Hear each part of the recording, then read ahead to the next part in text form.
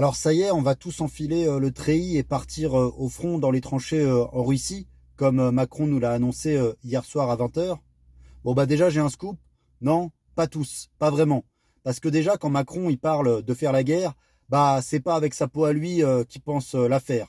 En fait, c'est exactement comme pendant la crise sanitaire où il y avait, encore une fois, les travailleurs essentiels, les premières lignes, ceux qui effectivement montaient au front, et puis il y avait l'argent magique pour tous les autres, les capitalistes qui continuaient à s'engraisser à l'arrière. Et ben que ce soit en temps de paix, en temps de crise sanitaire ou en temps de guerre, c'est toujours cette même logique qui est à l'œuvre et que Macron veut nous imposer.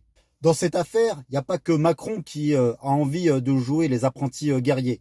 Je ne sais pas si vous avez vu, mais de Bardella jusqu'à Mélenchon, tous, ils ont décidé d'applaudir au discours de Macron et de nous dire, au nom de la défense de l'intérêt national, qu'il fallait lui emboîter le pas. Ça montre bien que c'est quand même des opposants en carton et que dès qu'il y a un petit truc qui se passe, ils sont prêts à se ranger derrière le seul intérêt qui compte vraiment pour eux, c'est l'intérêt du CAC 40, l'intérêt du capitalisme français. Eh bien pour nous, pas question de marcher dans cette union nationale, pas question de lier notre sort à ceux qui nous exploitent en permanence. Ce piège du nationalisme, c'est le même que celui que Poutine veut refermer sur les travailleurs russes. C'est le même que celui que Trump veut refermer sur les travailleurs américains.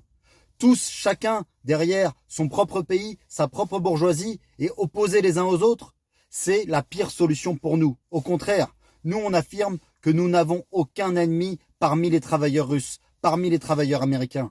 Nous avons au contraire des intérêts communs à défendre contre ceux qui, en haut, nous exploitent et se font une guerre commerciale, économique et peut-être demain militaire pour leurs propres intérêts de classe dirigeante. Alors depuis ce matin, les discussions au boulot, en famille, j'imagine, autour de vous, c'est de savoir si vraiment ces foudingues, vous nous emmenez vers une nouvelle catastrophe guerrière. Franchement, moi, j'en sais rien. Je sais pas jusqu'où ils sont capables d'aller.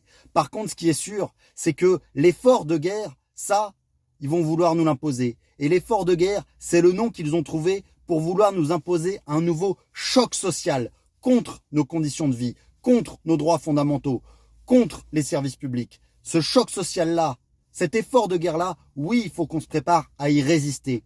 Pas question qu'on sacrifie nos vies et notre avenir en France comme partout ailleurs sur la planète pour les intérêts de quelques multinationales. Depuis l'élection de Trump, et particulièrement avec le sort qu'il a réservé au peuple ukrainien, on se rend tous compte un petit peu, je crois, que ce monde il est gouverné par la loi du plus fort.